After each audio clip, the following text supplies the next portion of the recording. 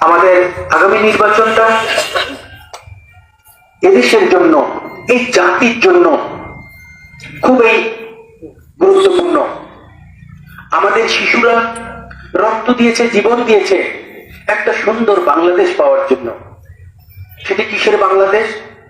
শোষণ মুক্ত বাংলাদেশ, দুর্নীতি মুক্ত, চাঁদাবাজ মুক্ত, যেটি সেই 71 সাল থেকে বিভিন্নবার সময় ওই 90 অভ্যুত্থান হয়েছে, তারপরে এক এক সময় আন্দোলন হয়েছে, রক্ত দিয়েছে যে বাংলাদেশের জন্য।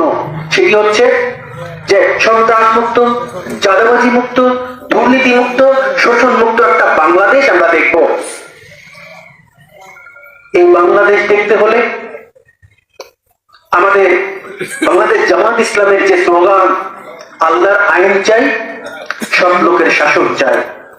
সৎ লোককে যদি আমরা ওই সংসদে পাঠাতে না পারি, তাহলে এরকম আবারও 24 হবে, আবারও গণ-অভ্যুত্থান হবে, বারবার গণ-অভ্যুত্থান হবে, হাজারো মানুষ মারা যাবে, হাজারো মায়ের কোল শূন্য হবে, কিন্তু আমরা সেই শোষণহীন সমাজ দেখতে পাবো না।